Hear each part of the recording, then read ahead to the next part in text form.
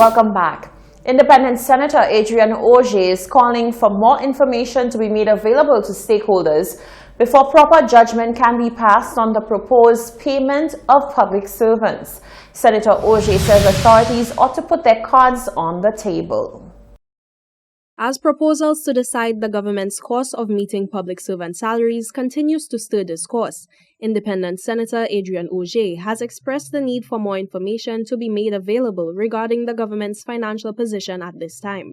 He suggests that the government exercise full transparency by providing information on all possible sources of revenue and existing funds. There may not be an alternative, but bonds definitely takes money out of circulation. And that's not exactly what we need right now, but we may not have an option. We need more information. He believes the provision of salaries with majority bond composition will result in unforeseen financial limitations, as cash circulation will be cut significantly. A partial payment in bonds would in fact see smaller take-home cash payments at this time. Auger noted that it will be difficult for salary recipients to adjust to having limited disposable cash. I think that the proportion of bonds to cash is a bit severe. I don't understand how the average earner would be able to convert all of a sudden to 25% cash and 75% bonds if that's the final offer on the table. So I think it's a bit sudden. And from the earner's point of view, from the salary point of view. But we need more information on exactly what the state of finances is so that we can make a more reasoned judgment as to how desperate the situation is. The senator believes a similar approach must be taken to the NIC proposal, underscoring that in the absence of a formal budget, financial statistics should be made available. For 7 News, I am Jacques Wooding. Thank you, Jacques. In the U.S., a further 4.4 million Americans sought unemployment benefits last week as the economic toll from the coronavirus pandemic continued to mount. The new applications brought the total number of jobless claims since mid-March to 26.4 million. That amounts to more than 15% of the U.S. workforce. However, the most recent data marks the third week that the number of new claims has declined, raising hopes that the worst of the shock may be over. While this week's 4.4 million jobless claims are staggering, there are signs that the pace of layoffs has reached its peak. The key questions at this point are: when can the economy reopen and what happens when it does? In her brief remarks during the sitting of the Senate, Independent Senator Mauricia Thomas Francis approved the extension of the state of emergency being proposed for St. Lucia.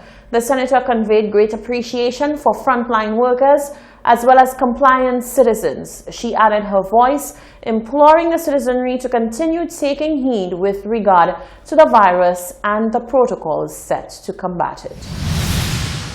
Independent Senator Mauricia Thomas Francis supported full throttle the decision to have an extension to the state of emergency in St. Lucia.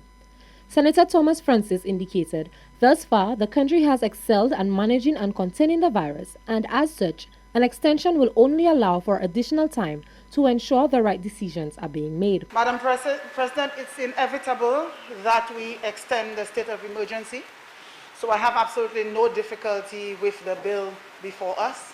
I support it. Senator Francis expressed her gratitude to St. Lucia's frontline workers for their work in containing COVID-19 on island and gave them full credit as the island boasts no active cases of the disease. I would like to take this opportunity as well to echo the sentiments that have been shared so eloquently here today in terms of the fantastic job that the country has done in managing COVID-19. I want to add my profound appreciation to the team at the forefront, the frontline team who managed and led the charge in terms of taking us to the place that we are, the admirable place that we are as a country in terms of the 100% recovery of COVID-19 cases in this country. The senator says an extension would only portray that the country is taking heed to the words of the world's experts, as a representative from PAWO has indicated that the Caribbean may experience another wave of COVID-19. Thomas Francis says great appreciation must be showed to the citizenry who complied with all protocols set out by the authorities. She continues to implore that everyone take heed to measures put in place and not get complacent even though the country is doing well. Reporting for Hot 7 News, I am Genevieve Gonzague. After 6 days with no change in the number of new cases or deaths from COVID-19, Barbados has recorded one of each. Speaking on the CBC TV8 News, Acting Chief Medical Officer Dr. Kenneth George said a 70-year-old non-national man passed away around 9 a.m. Wednesday. George said the man who had diabetes had a fairly difficult course which ended with pneumonia. He expressed his deepest condolences to the wife, family, and friends of the deceased on behalf of the government and people of Barbados. Meanwhile, a 66-year-old Barbadian female tested positive and is currently in isolation. George said after a lull of 6 days, this was a setback, but it also sent the message that the country needs to keep its guard up. He said the public health officials would move to the stage of extreme contact tracing to identify all of those in and out of the home with whom the woman had contact.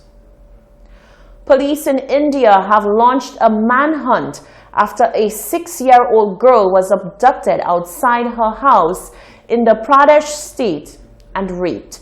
The attacker inflicted severe injuries to the child's eyes in an attempt to stop her identifying him.